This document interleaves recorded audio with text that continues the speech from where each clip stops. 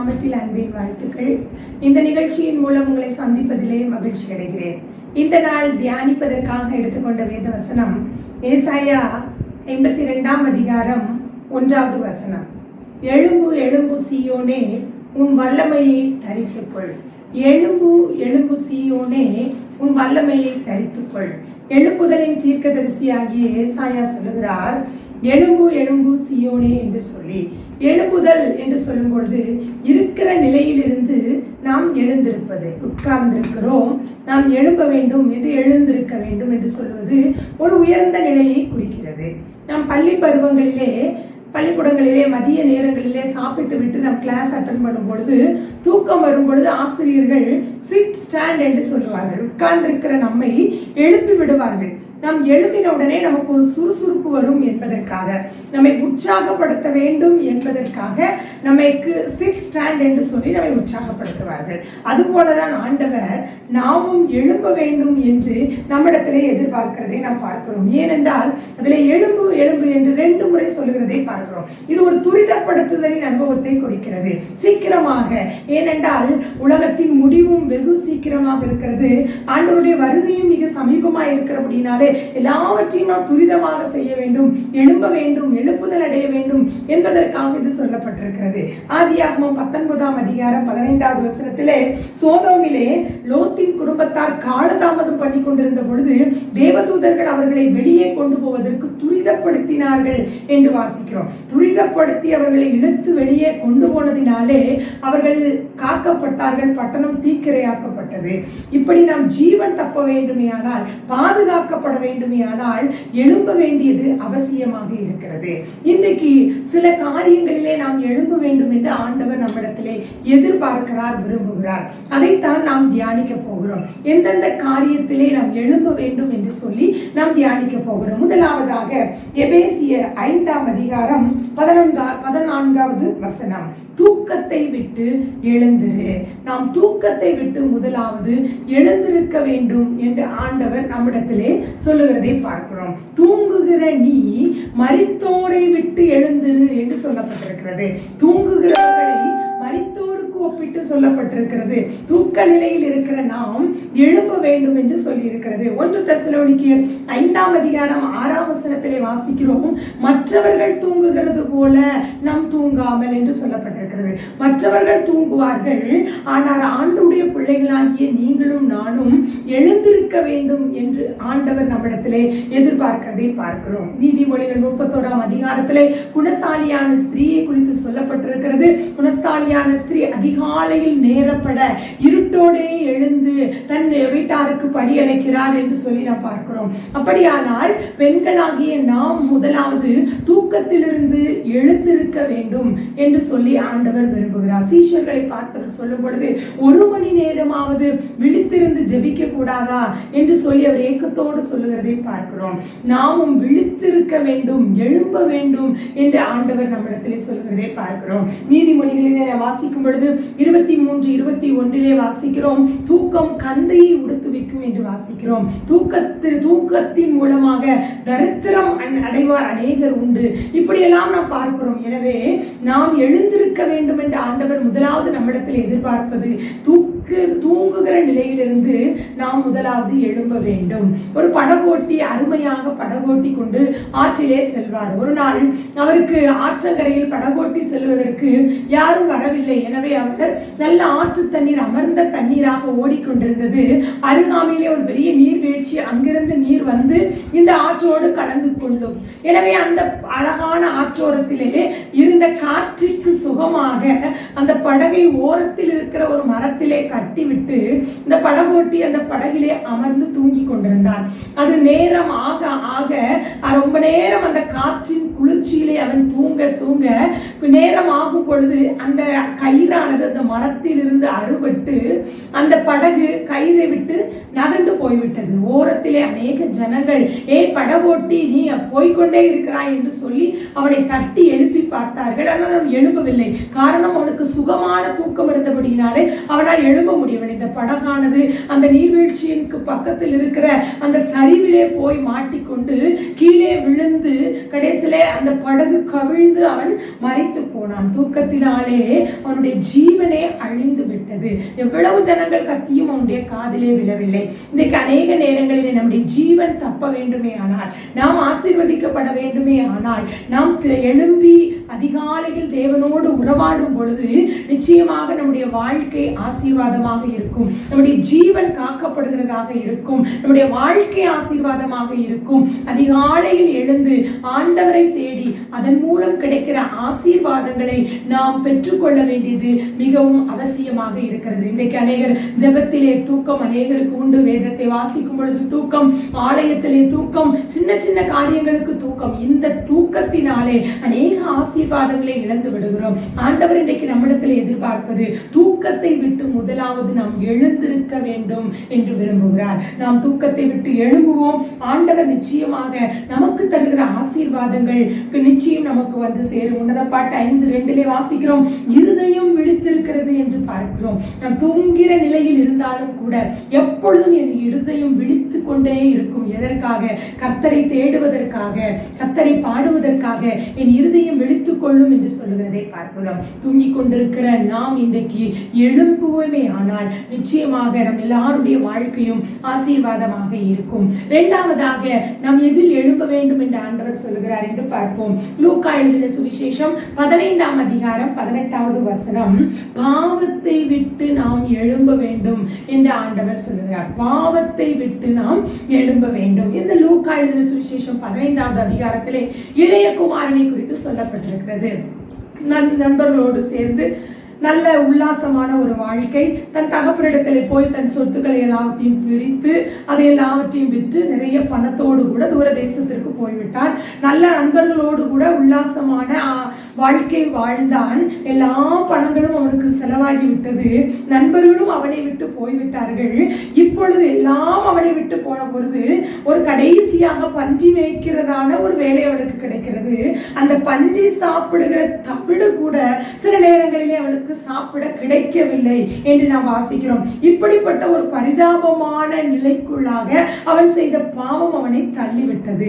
ஒரு நாள் உட்கார்ந்து யோசித்து பார்க்கிறான், என் தகப்பனுடைய வீட்டிலே இவ்வளவு ஒரு ஆசீர்வாதம், என் தகப்பனுடைய வீட்டிலே வேலைக்காரர்கள் கூட எவ்வளவு ஆசீர்வாதமாக வாழ்ந்து கொண்டிருக்கிறார்கள், ஆனால் நான் இப்படி வாழுகிறேனே என்று சொல்லி ஒரு நாள் அவனுடைய உள்ளத்திலே ஒரு உணர்த்துதல் வரும் பொழுதுதான் வசனம் சொல்லுகிறது, அவன் புத்தி தெளிந்து எழுந்து தன் தகப்பனிடத்திற்கு போய் என்று சொல்லி நாம் பார்க்கிறோம். ஒரு நாள் உட்கார்ந்து யோசித்து பார்க்கிறான். தகப்பனுடைய சொல் கேட்காமல் எல்லாவற்றையும் அழித்து பாவம் செய்து இன்றைக்கு நடுத்தருவிலே நின்று கொண்டிருக்கிறேன் என்று சொன்ன பொழுது உடனே அவன் சொல்கிறான், நான் எழுந்து என் தகப்பனிடத்திற்கு போய், தகப்பனே, பரத்துக்கு விரோதமாகவும் உமக்கு முன்பாகவும் நான் பாவம் செய்தேன், என்னை மன்னியும் என்று சொல்லி தன் தகப்பனை தேடி எழுந்து போகிறதை பார்க்கிறோம். பாவம் செய்யாதவர்கள் உலகத்தில் யாரும் இல்லை. அநேக பாவங்களுக்கு அநேகர் அடிமைப்பட்டிருப்பார்கள். ஆனால் அந்த பாவத்திலேயே மூழ்கி விடாதபடிக்கு இளையகுமாரனை போல எழுந்திருக்க வேண்டும். எழுந்து ஆண்டவரிடத்திலே வந்து, தகப்பனே, என்னுடைய பாவத்தை மன்னியும், என்னால் இந்த பாவத்தை விட முடியவில்லை என்று சொல்லும் பொழுது நிச்சயமாக அந்த பாவத்திலிருந்து நமக்கு விடுதலை தர ஆண்டவர் உண்மை உள்ளவராக இருக்கிறார். உடனே அவன் தேடி வந்த உடனே தகப்பன் அவனுடைய பாவங்களை மன்னித்து அவனை அன்போடு ஏற்றுக்கொண்டு அவனுக்கு நல்ல விருந்துகளை எல்லாம் செய்கிறதை நாம் பார்க்கிறோம். எனவே நம்முடைய வாழ்க்கையிலே சில பாவங்கள், பெரிய பாவம் ஒன்றும் நான் செய்யவில்லை என்று சொல்ல முடியாது. ஆண்டவர் விரும்பாத சின்ன சின்ன காரியங்கள் இருந்தால் கூட அதிலிருந்து நாம் எழும்ப வேண்டும் என்று ஆண்டவர் விரும்புகிறார். அனுதினமும் ஒரு இடியாப்ப வியாபாரி தலையிலே இடியாப்பத்தை வைத்து வியாபாரம் செய்து கொண்டு போவார். இடியாப்பம் இடியாப்பம் என்று அவர் கத்திக்கொண்டே செல்வார். அப்பொழுதெல்லாம் ஒரு இடியாப்பம் என்று சொன்ன உடனே ஒரு குரங்கு தாவி ஓடி வந்து எப்படியும் ஒரு நாளைக்கு 2-3 இடியாப்பத்தை எடுத்துக்கொண்டு சென்றுவிடும். இதை அவர் அனுதினமும் அதை விரட்டி பார்த்தால் அவரால் முடியவில்லை. ஒரு நாள் அவருக்கு ஒரு யோசனை வந்தது, எப்படி ஆகிலும் இந்த குரங்கு குரங்கிற்கு ஒரு பாடத்தை கற்றுக் கொடுக்க வேண்டும் என்று சொல்லி அடியிலே இடியாப்பத்தை எல்லாம் அடுக்கி விட்டு மேலே ஒரு தட்டு வைத்து நிறைய தீக்கங்குகளை அதிலே அடுக்கி விட்டார். அடுக்கி விட்டு அவர் மறுபடியும் அதனால் காலையிலே இடியாப்பம் இடியாப்பம் என்று அவர் வித்துக் கொண்டு செல்கிறார். அப்பொழுது அதே போல அந்த குரங்கு இடியாப்ப வியாபாரி வந்து விட்டான் என்று ஓடி போய் அந்த இடியாப்பத்தை எடுப்பதற்கு 2 கைகளையும் உள்ள விட்ட பொழுது நல்ல தீக்கங்குகள் கைகளிலே மாட்டிக்கொண்டது. குரங்கு பிடி என்று சொல்வார்கள், பிடிச்சதை குரங்கு விடாது. அந்த கங்கு 2ஐயும் கைகளிலே பிடித்துக் கொண்டு அதை அதற்கு விட முடியவில்லை. கையெல்லாம் பொத்து போய்விட்டது. அன்று போன குரங்கு அதுக்கப்புறம் ஒரு நாளும் அந்த வியாபாரியை தேடி வரவில்லை. காரணம் பிடி. அந்த பிடியிலிருந்து அதை விட முடியாது. அதுதான் குரங்கு பிடி என்று சொல்லுவார்கள். இன்றைக்கு அநேக பாவங்களிலிருந்து விடுதலை பெற முடியாதபடி சின்ன சின்ன காரியங்கள் நம்மை அடிமைப்படுத்தி விடுகிறது. சில ஆண்டவர் விரும்பாத காரியங்கள், ஆண்டவரை விட்டு தூரம் போன அனுபவங்கள், சினிமா சீரியல்கள், இப்படி போட்ட காரியங்கள், அநேக நேரங்கள் வீணான நேரத்தை கழிப்பது, இப்படிப்பட்ட காரியங்கள் ஆண்டவர் விரும்பாத சில சுபாவங்கள் நம்மிடத்திலே இருக்கும் பொழுது நாம் அதை விட்டு விட வேண்டும். அதிலிருந்து நாம் எழும்ப வேண்டும் என்று ஆண்டவர் சொல்லுகிறார். அது பிடித்து கொண்டிருக்கிறது, அதை விட முடியவில்லை. அதுக்கு தெரியாது, அந்த கையை எடுக்கணும் தெரியாது, பிடிச்சா பிடிதான். இது போலதான் சில அடிமைத்தனங்கள் நம்மை பிடித்து வைத்துக் கொண்டிருக்கிறது. ஆண்டவர் சொல்லுகிறார், அதிலிருந்து எழுந்து ஆண்டவர் அண்டை வந்து, தகப்பனே என்னை மன்னியும், என்னால் இதை முடியவில்லை, என்னால் மாற முடியவில்லை, நான் மாற வேண்டும் என்று விரும்புகிறேன் என்று வருவோமேயானால் இளையகுமாரனுக்கு மீண்டும் திரும்பி வந்து கிடைத்த எல்லா ஆசீர்வாதங்களையும் ஆண்டவர் நமக்கு தருவதற்கு இன்றைக்கு ஆயத்தம் உள்ளவராய் இருக்கிறார். நாம் செய்ய வேண்டியது எழும்ப வேண்டும். விட முடியாத காரியத்திலிருந்து எழும்ப வேண்டும், பாவத்திலிருந்து நாம் எழும்ப வேண்டும். நிச்சயமாக நமக்கு அப்பொழுது ஒரு மேலான ஆசீர்வாதத்தை ஆண்டவர் தருவார். வாசிப்போம். 3ஆவதாக நாம் பார்க்கும் பொழுது யோவான் எழுதின சுவிசேஷம் 5ஆம் அதிகாரம் 8வது வசனத்திலே நாம் பார்க்கிறோம், படுக்கையை எடுத்துக்கொண்டு எழுந்து நட என்றார். 3ஆவதாக நம்முடைய படுக்கையை எடுத்துக்கொண்டு நடக்க வேண்டும். பெதஸ்தா என்ற குளத்திலே 38 வருஷமாக ஒரு மனுஷன் வியாதியோடு படுத்து கிடக்கிறான். அங்கே அநேக வியாதியஸ்தர்கள் படுத்து கிடப்பார்கள். அந்த குளத்தை கலக்குவதற்கு தேவதூதன் வருவதுண்டு. தேவதூதன் எப்பொழுது வந்து அந்த குளத்தை கலக்குகிறாரோ அப்பொழுது முதலிலே இறங்குபவர்களுக்கு அங்கே சுகம் கிடைக்கும். அநேக வியாதியஸ்தர்கள் அங்கே வருவார்கள். பல்வேறுபட்ட வியாதியஸ்தர்கள் அங்கே வந்து விடுதலையை பெற்றுக் கொள்வார்கள். இந்த மனுஷன் 38 வருஷமாக வியாதி கொண்ட மனுஷன் என்று வாசிக்கிறோம். பெதஸ்தா என்றால் இரக்கத்தின் வீடு என்று அர்த்தம். அந்த இரக்கத்தின் வீடாகிய அந்த பெதஸ்தாவிலே 38 வருஷமாக இருக்கிறான். அவனுக்கு இரக்கம் கிடைக்கவில்லை. இரக்கம் கிடைக்க வேண்டும் என்று விருப்பமும் அவனுக்கு இருந்தது போல தெரியவில்லை.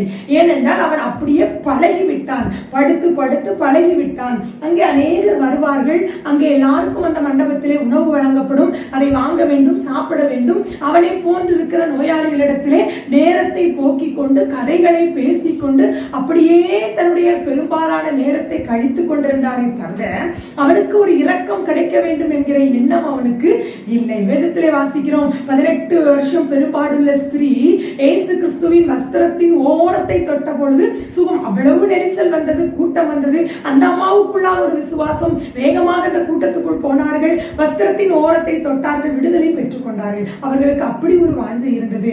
ஆனால் இவனுக்கோ 38 வருஷங்கள் ஆகியும் விடுதலை கிடைக்காதவனாகவே படுக்கையிலேயே காணப்படுகிறான். இயேசு அங்கே வருகிறார். இயேசு அவன் வெகு காலமாய் அங்கே படுத்திருக்கிறான் என்று அறிந்து அவன் கிட்டே போய், நீ சொஸ்தமடைய வேண்டும் என்று விரும்புகிறாயா என்று கேட்கிறதை பார்க்கிறோம். ஆண்டவர் கேட்டவுடனே நம்முடைய ஆண்டவருக்கு நம்மிடத்திலே ஒன்று கேட்கிறார் என்றால், ஆம் ஆண்டவரே, இல்லை ஆண்டவரே, இந்த பதிலை ஆண்டவர் நம்மிடத்தில் எதிர்பார்க்கிறார். அவன் சொஸ்தமடைய வேண்டும் என்று விரும்புகிறாயா என்று கேட்ட பொழுது அவன் ஆம் என்று சொல்லவில்லை.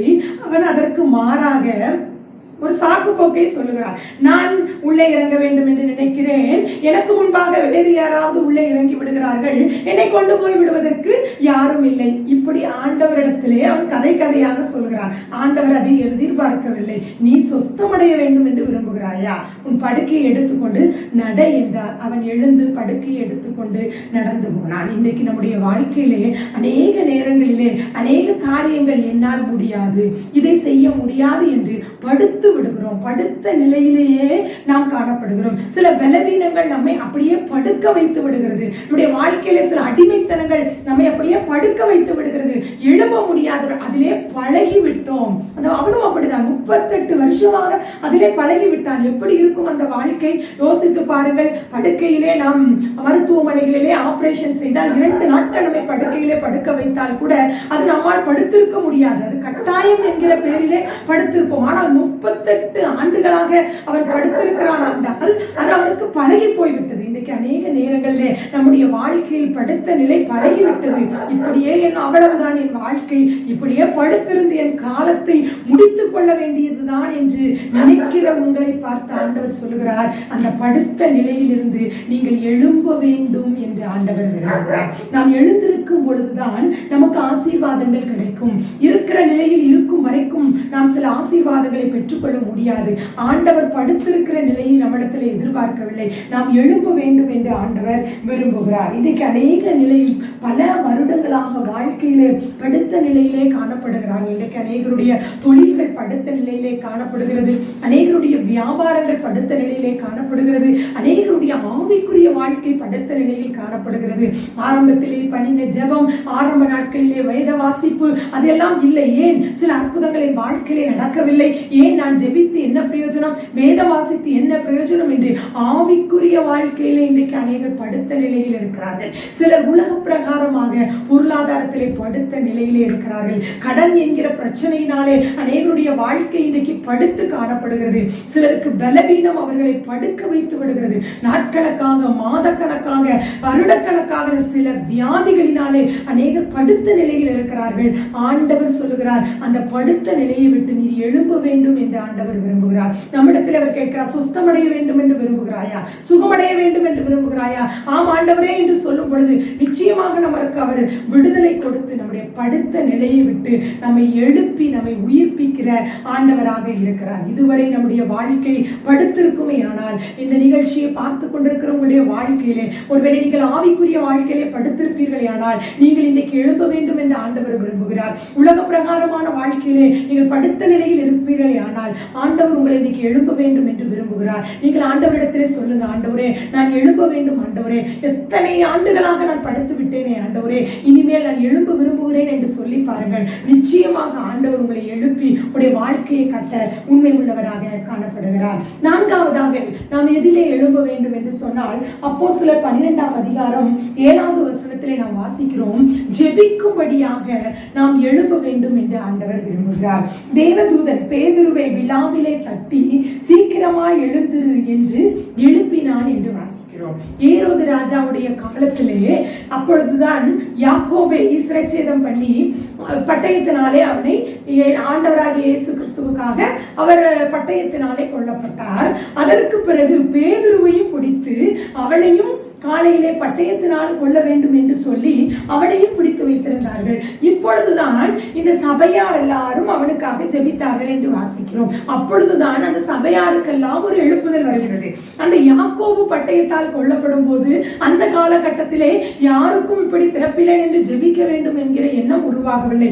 இப்பொழுது யோசிக்கிறார்கள், அன்றைக்கு நாம் யாக்கோபை இழந்து விட்டோம், இன்றைக்கு பேதுருவையும் நாம் இழந்துவிடக் கூடாது என்று சொல்லி எல்லாரும் அறை வீட்டிலே சேர்ந்து எழுப்புதல் அடைந்து கூடி ஜெபிக்கிறார்கள். அங்கே அற்புதம் நடக்கிறது. நாம் ஜெபிக்கும் பொழுது ஆண்டவர் உடனே அங்கே தேவதூதனை எழுப்பி தூங்கிக் கொண்டிருந்த பேதுருவை தட்டி எழுப்பி அவனுக்கு விடுதலை ஆவதற்கு வழியை உருவாக்கி கொடுக்கிறதை பார்க்கிறோம். இன்றைக்கு நாம் எழும்ப வேண்டும். இன்றைக்கு தேசத்திலே அநேக பரிசுத்தவான்களுடைய மரணத்தை பார்க்கிறோம். அவர்களுக்காக திறப்பில் நின்று ஜெபிப்பதற்கு இன்றைக்கு ஆட்கள் இல்லை. ஊழியக்காரர்கள் விசுவாசிகளுக்காக தேசத்திற்காக திறப்பிலே நின்று ஜெபிக்கிறார்கள். ஆனால் அவர்களுக்காக ஜெபிப்பதற்கு இன்றைக்கு ஆட்கள் இல்லை. நாம் அப்படிப்பட்ட ஆண்டவருடைய பிள்ளைகளுக்காக ஊழியர்களுக்காக ஜெபிக்கும்படி எழும்ப வேண்டும். அன்றைக்கு அந்த சபையார் ஊக்கமாக ஜெபித்தபடியினாலே பேதுருவுக்கு ஒரு பெரிய விடுதலை கிடைக்கிறதை நாம் பார்க்கிறோம். நம்முடைய வாழ்க்கையிலே ஜெபிக்கும்படியாக நாம் எழும்ப வேண்டும் என்று ஆண்டவர் விரும்புகிறார். எஸ்தர் புஸ்தகத்திலே எஸ்தரை குறித்து வாசிக்கிறோம். எஸ்தருக்கு நல்ல ராஜ பதவி கிடைத்தது, மேன்மையான பதவியிலே இருந்தார். ஆனால் தன்னுடைய குலம் யூத குலம் அழிக்கப்படுகிறது என்றவுடனே மொர்தெகாயிலே இடத்திலே சொல்லி அனுப்புகிறார், மொர்தெகாய் எஸ்தரிடத்திலே சொல்லி அனுப்புகிறார், இந்த காலத்தில் நீ மௌனமாய் இருந்தால் யூதருக்கு ரட்சிப்பு வேறொரு இடத்திலிருந்து வந்துவிடும் என்று சொன்ன உடனே எஸ்தர் நல்ல அருமையான வாழ்க்கை, நல்ல ராஜ வாழ்க்கை அப்படியெல்லாம் இருக்க வேண்டும் என்று நினையாதபடிக்கு உடனே தன்னுடைய தாதிமார்களுக்கு அறிவித்து உபவாசத்தை கூறி 3 நாட்கள் புசியாமலும் குடியாமலும் இருந்து உபவாசித்து ஜெபித்தார்கள் என்று வாசிக்கிறோம். அங்கே யூத குலம் காக்கப்பட்டது. இன்றைக்கு நம்முடைய தேசம் காக்கப்பட வேண்டுமே ஆனால், நம்முடைய தேசம் அழிவு நின்று காக்கப்பட வேண்டுமே ஆனால், நம்முடைய தேசம் இந்த கொள்ளை நோயிலிருந்து காக்கப்பட வேண்டுமே ஆனால், நீங்களும் நானும் ஜெபிக்கும்படி எழும்ப வேண்டும் என்று ஆண்டவர் விரும்புகிறார். பெண்களாகிய நாம் ஒரு எஸ்தரை போல திறப்பிலே நின்று நாம் ஜெபிக்க வேண்டும். நேரம் கிடைக்கும் பொழுது ஆண்டுடைய பாதத்திலே நாம் காத்திருந்து ஜெபிப்பதற்கு எழும்ப வேண்டும். தூங்கிக் கொண்டிருக்கிற நாம் தூக்கத்தை விட்டு எழுந்திருந்து நாம் ஜெபிக்கும் பொழுது நிச்சயமாக நம் குடும்பம் மட்டுமல்ல, நம்முடைய தேசம், நம்முடைய தேசத்தின் எல்லா ஊழியக்காரர்களும் பாதுகாப்பாக இருந்து நாம் வாழ முடியும். நம்முடைய தேசத்தின் பாதுகாப்புக்காக நாம் ஜெபிக்க எழும்புவோம். சபையாக ஜெபிக்க எழும்புவோம். பெண்களாக ஜெபிக்க எழும்புவோம். கூடி ஜெபிப்பதற்கு நாம் எழும்புவோம். தனிப்பட்ட முறையிலே ஜெபிப்பதற்கு இன்னைக்கு நாம் எழும்புவோம். நிச்சயமாக நம்முடைய வாழ்க்கை ஆசீர்வாதமாக இருக்கும். அதன் மூலம் நம்முடைய தேசமும் காக்கப்படும். ஆண்டவர் நம்மிடத்திலே ஜெபிப்பதற்கு எழும்ப வேண்டும் என்று விரும்புகிறார். நாம் ஜெபிக்கும் பொழுது ஆண்டவர் கட்டுகளை எல்லாம் அறுக்கிற ஆண்டவராக இருக்கிறார். சிறைச்சாலையின் கதவுகளை திறக்கிற ஆண்டவராக இருக்கிறார். அன்றைக்கு பேதுருவுக்கு சிறைச்சாலையின் கதவுகள் திறக்கப்பட காரணம் அந்த சபையார் எல்லாரும் கூடி ஊக்கமாக ஜெபித்தார்கள் என்று வாசிக்கிறோம். அவர்கள் அன்றைக்கு எழுப்பி ஜெபிக்காவிட்டால் யாக்கோபின் நிலைதான் பேதுருவுக்கும் ஏற்பட்டிருக்கும். ஆம் ஆண்டவருடைய பிள்ளைகளே, நம்முடைய வாழ்க்கையிலே இந்த கடைசி நாட்களிலே நாம் வந்திருக்கிறோம். இந்த நாட்களிலே நாம் காக்கப்பட வேண்டுமே ஆனால் நாம் ஜெபிக்க வேண்டும். நம் குடும்பம் காக்கப்பட வேண்டுமே ஆனால் நாம் ஜெபிக்க வேண்டும். நம்முடைய பிள்ளைகள் காக்கப்பட வேண்டுமே ஆனால் நாம் ஜெபிக்க வேண்டும். ஜெபிக்கும்படி நாம் எழுந்திருப்போம்.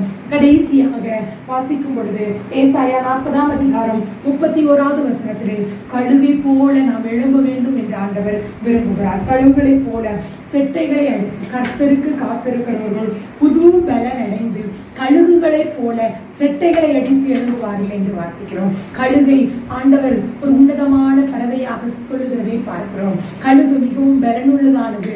கழுகின் அகத்திலும் பலன் உண்டு. கழுகின் அழகில் கூட பலன் உண்டு என்று சொல்லப்பட்டிருக்கிறது. கழுகுக்கு நீண்ட ஆயுசு, அது எவ்வளவு காலம் வாழும் என்று சொல்லவில்லையாம். ஒரு காட்டிலே வாழ்ந்து கொண்டிருக்கிற ஒரு முனிவரை அநேக ஆண்டுகளாக அந்த கழுகு வந்து வந்து வந்து சந்தித்து கொண்டு சென்று கொண்டே இருந்ததாம். அந்த முனிவர் சொல்லுகிறார், அப்படியானால் அந்த கழுகு எவ்வளவு ஆண்டுகளாக இருக்கிறது என்று தெரியவில்லை. அவ்வளவு காலம் அந்த கழுகு வாழக்கூடிய தன்மை உள்ளது. அந்த கழுகை போல அந்த கழுகுக்கு கொஞ்ச நாட்கள் ஆனவுடனே தானாக அந்த சரீரத்தினுடைய பலன் குன்றி விடுவான். பலன் குன்றின உடனே அவ்வளவுதான் என்று சொல்லி அந்த கழுகு இருப்பதில்லை.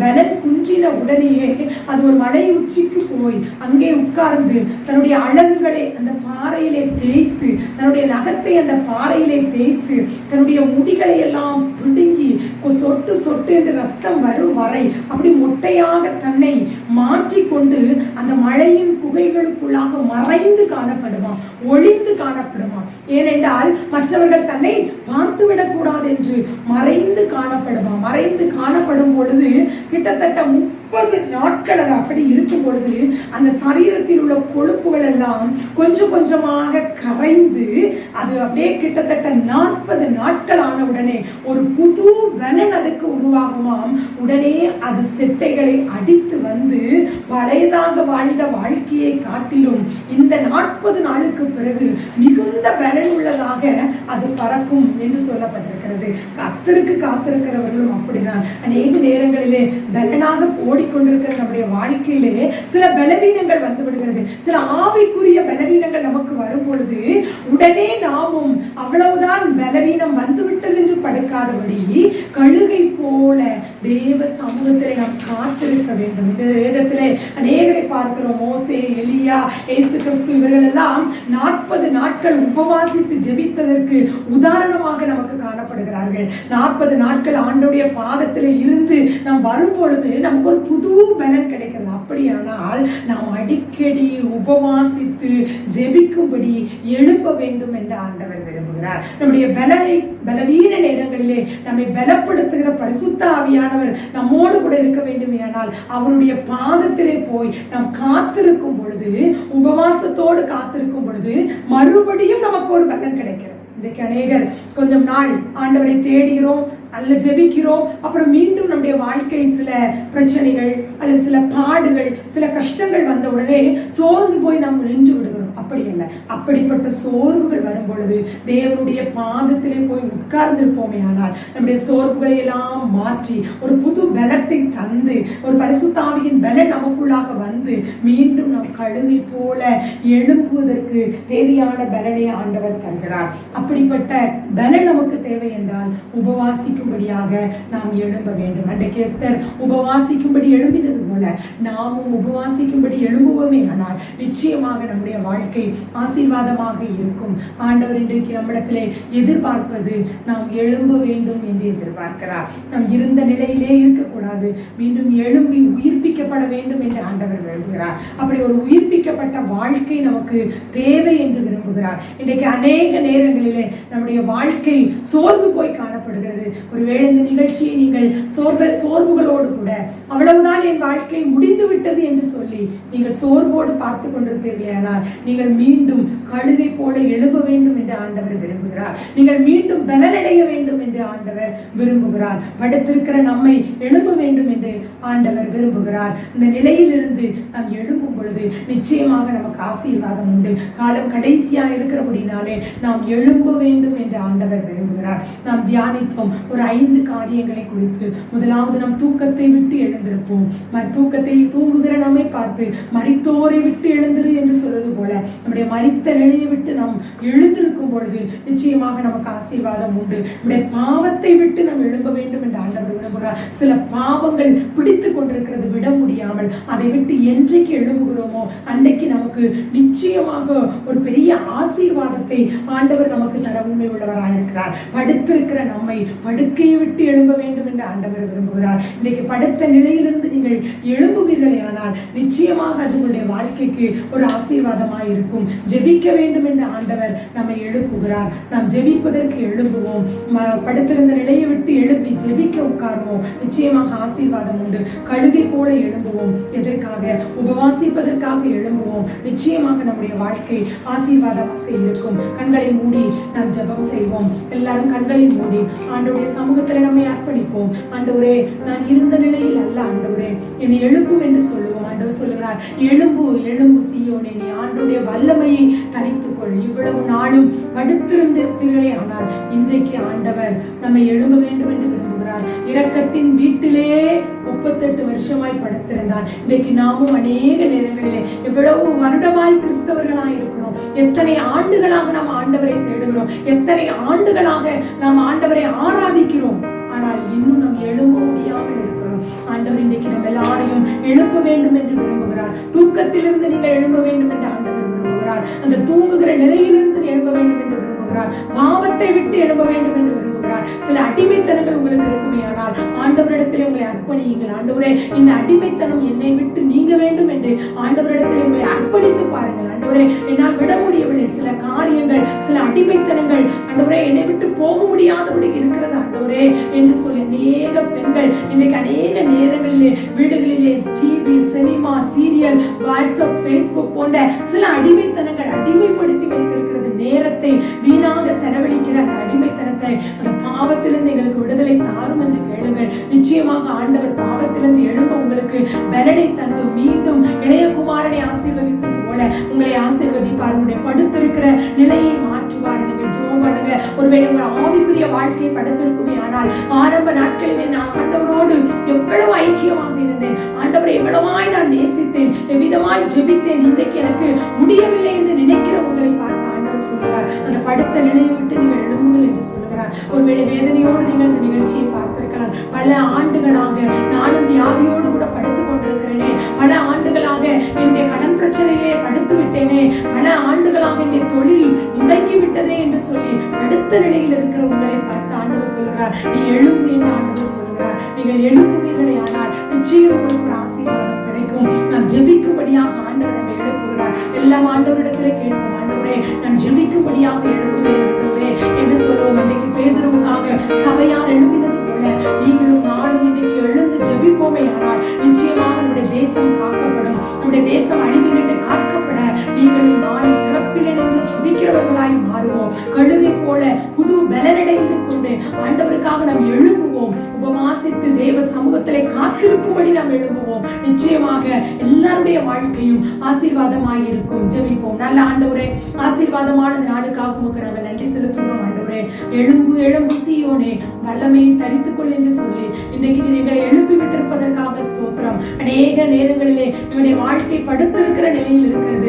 எங்களை பார்த்து நீர் இன்றைக்கு எழும்பு என்று சொல்லி நீர் எங்களை எழுந்திருக்க பண்ணியிருப்பதற்காக உமக்கு நாங்கள் நன்றி செலுத்துகிறோம். இந்த நிகழ்ச்சியை பார்த்து கொண்டிருக்கிற எங்கள் அன்பு பிள்ளைகள் எந்த நிலையில் படுத்திருந்தாலும் நம்முடைய வாழ்க்கையை உம்மிடத்திலே அர்ப்பணிக்கட்டும். ஆண்டவரே, இந்த 5 நிலையிலிருந்து அவர்கள் எழுந்திருக்க வேண்டும் என்று நாங்கள் சொல்லிக்கிறோம். அவர்கள் எந்த சூழ்நிலையிலே அவர்கள் படுத்திருந்தாலும் அவருடைய படுக்கையை தேவன் மாற்ற வேண்டும் என்று நாங்கள் சொல்லிக்கிறோம். கண்ணீரோடும் வேதனையோடும் பலவீனத்தோடும் ஆண்டவரை இதை பார்த்து கொண்டிருப்பார்களே, ஆனால் ஒரு புது பலனை அவர்களுக்கு கர்த்தர் கொடுத்து, கழுதை போல புது பலனை கொடுத்து அவர்கள் எழும்பி பிரகாசிப்பதற்கு கர்த்தர் கிருபை செய்ய வேண்டும் என்று நாங்கள் ஜெபிக்கிறோம். ஆண்டவரே, நாங்கள் விட வேண்டியதை உமக்காக நாங்கள் விட்டு தியாகம் பண்ணும் பொழுது நிச்சயமாக அதில் மேன்மையான ஆசீர்வாதம் உண்டு என்பதை அந்த பிள்ளைகள் ஒவ்வொருவரும் அறிந்து கொள்ள வேண்டும் என்று நாங்கள் ஜெபிக்கிறோம். உங்களுடைய கரங்களிலே எல்லாரையும் நாங்கள் ஒப்புக் கொடுக்கிறோம். ஆண்டவரே, நாங்கள் இன்றைக்கு எழுந்தால்தான் எங்கள் தேசம் காக்கப்படும். ஆண்டவரே, நாங்கள் இன்றைக்கு தூங்குவோமே ஆனால், நாங்கள் இன்றைக்கு படுத்திருப்போமே ஆனால் எங்கள் தேசம் ஆண்டவரே காக்கப்படுவார்களே. ஆண்டவரே,